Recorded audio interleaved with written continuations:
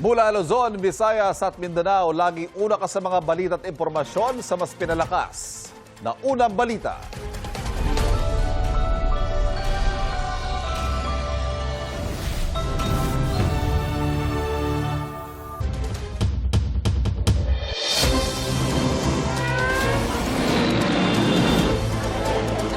Sa ngayon po ay Pinsala. na ang mga unang balita.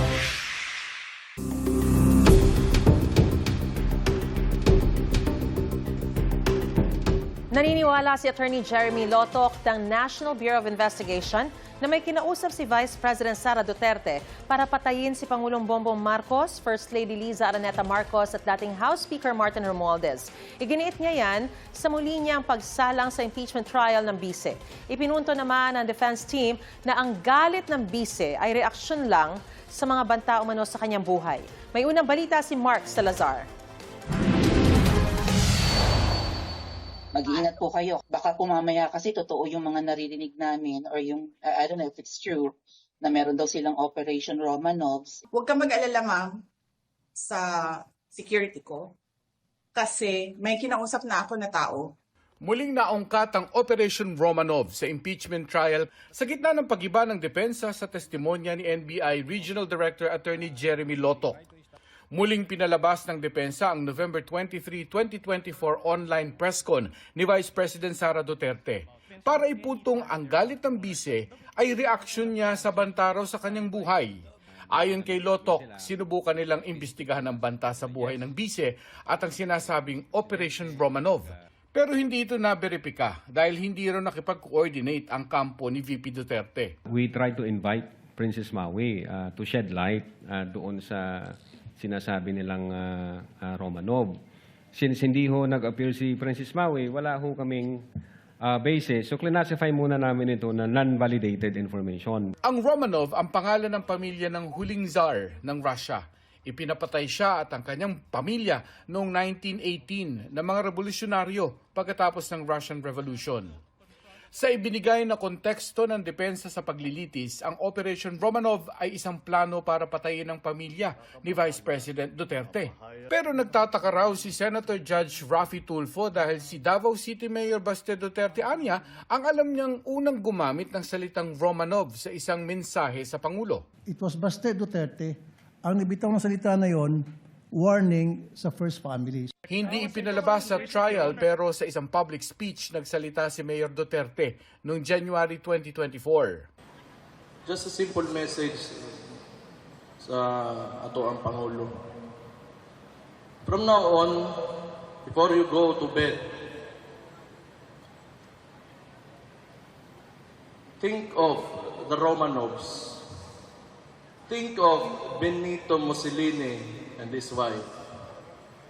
And think of what happened to you in 1986. And maybe you'll reconsider the direction that you are taking. Until today, when Senator Judge Raffy Tulfo clarified na yung palang Oplan Romanov a threat against the first family. Yes, sir. Ang impression ko since last week, nung pag-uusapan natin yung Oplan Romanov, a threat ito against the Vice President. Si Senator Judge Alan Peter Cayetano sinabing maghinay-hinay muna bago isiping pinagbantaan ni Mayor Duterte ang pamilya Marcos. There's a thin line between a warning and a threat. Mayor Baste was doing a parallel ng 1986 na paalis yung mga Marcoses via revolution. Ang Romanovs, inubos sila para nga hindi balik. Dagdag ni Cayetano kung totoong nagbanta ang kapatid ng bise sa pamilya Marcos, dapat sana nagalit na ang kapatid ng Pangulo na si Senator Amy Marcos at dapat nagsampa ng kaso ang Presidential Security Command laban kay Mayor Duterte. Makailang ulit ding tinanong ng depensa si Attorney Lotoc tungkol sa mga alegasyon ng bise laban sa nooy House Speaker Martin Romualdez sa parehong online press conference. Speaker mo, pinabayaan mo siya abusuhin ang pera ng bayan. Paikot-ikot sa buong bansa, namimigay ng pera na para bang kanya yung pera.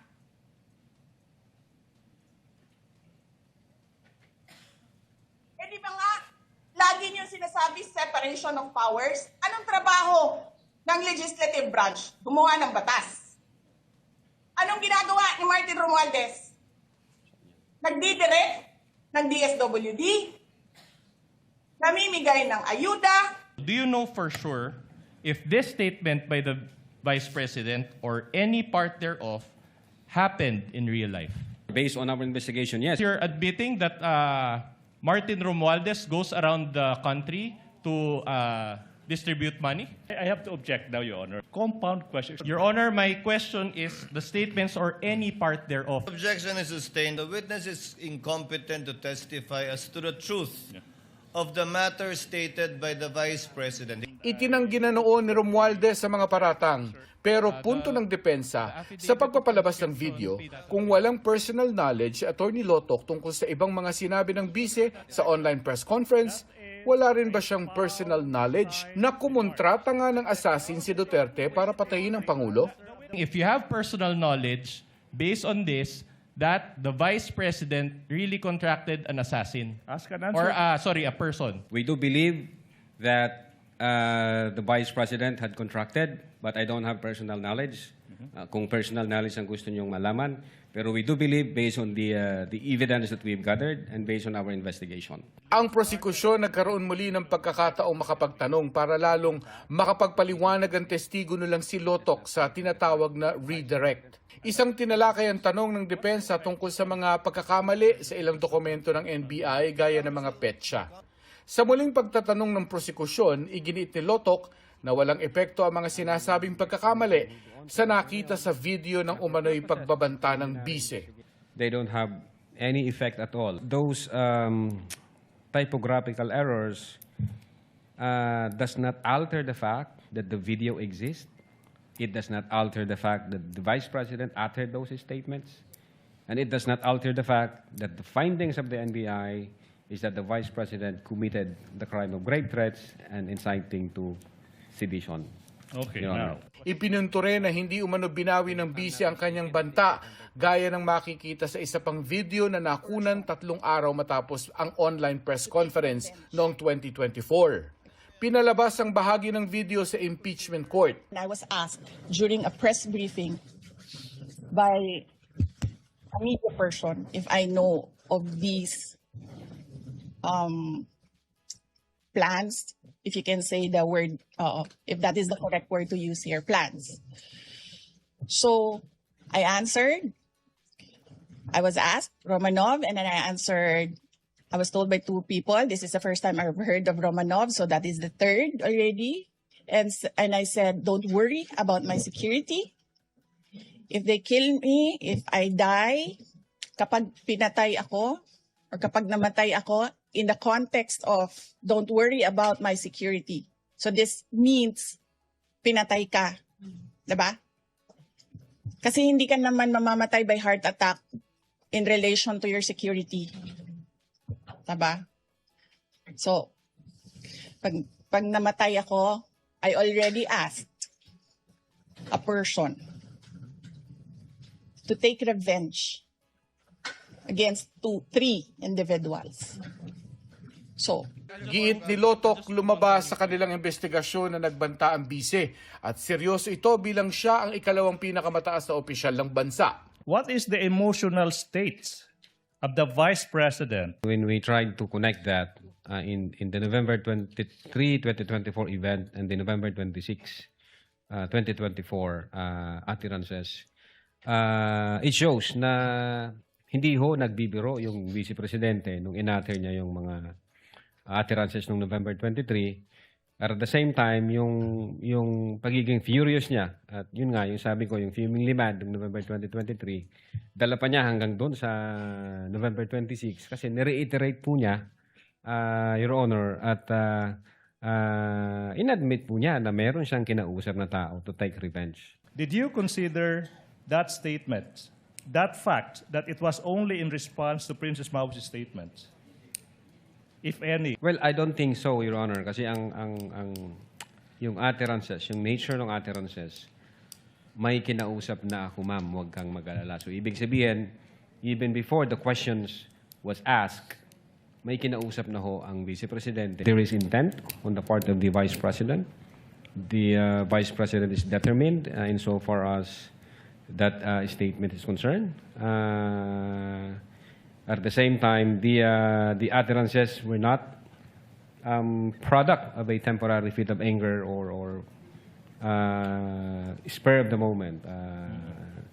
In other words, the utterances, the threat was real, was serious, Your Honor. Ang presiding officer ilang beses ding nagpaalala na iwasan ng abogado ng depensa at prosekusyon ang mga side comment.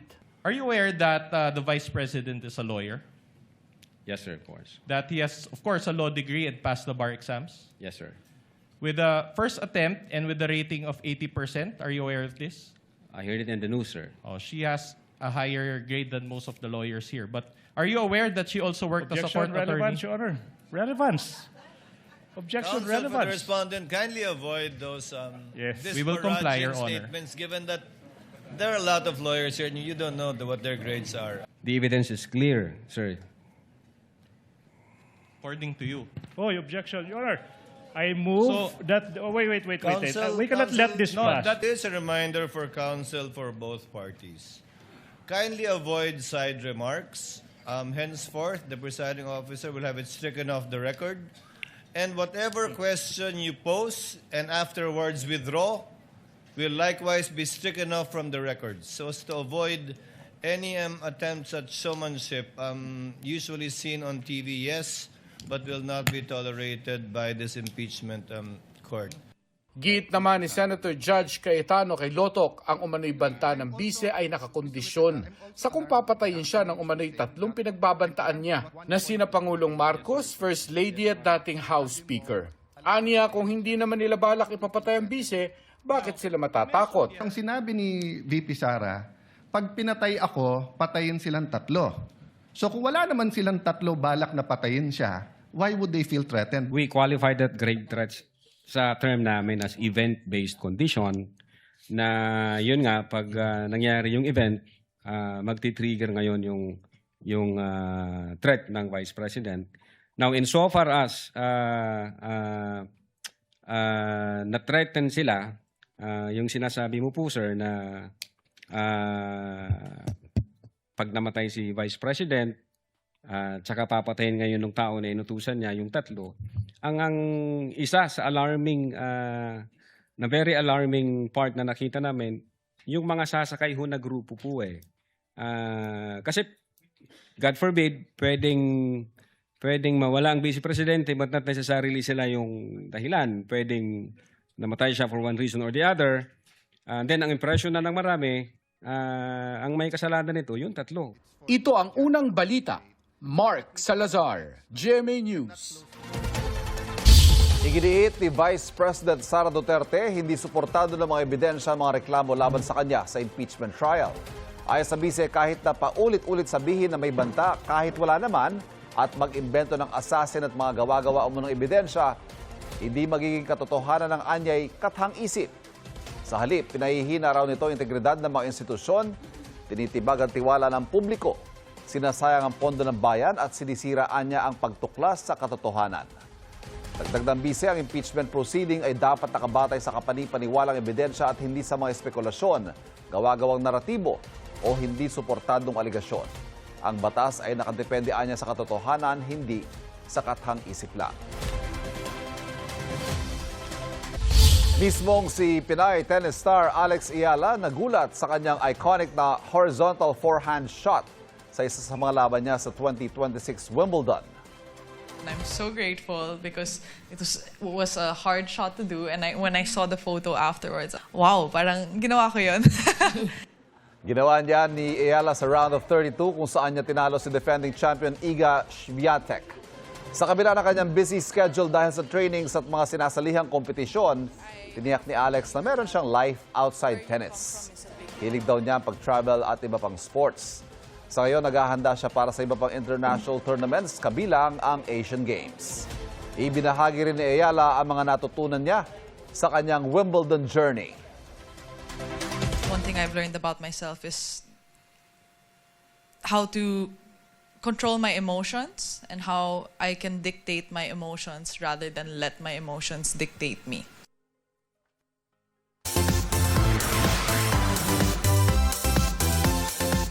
Kasal na si Kapuso star Bea Alonzo at ang negosyanteng si Vincent Co. Sa social media post ni Makati Mayor Nancy Binay, sinabi niyang siya ang nagkasal sa dalawa. May selfie rin siya kasama si Bea. Sa isa pang photo mula sa isang source, kita rin sa mismong ceremony ang dalawa habang kaharap si Mayor Binay. Sa pahayag na nakuha ng GMA News, sinabi ng abogado ni Bea na si Attorney Joey Garcia na naganap ang kasal sa Makati City Hall alas 7 ng gabi nitong Lunes, July 13. Kaugnay naman sa issue ng prenup agreement, nilinaw ng abogado ni Bea na malayang nakapag-execute ang dalawa ng prenuptial agreement nang walang issue. Best wishes and congratulations! Congratulations!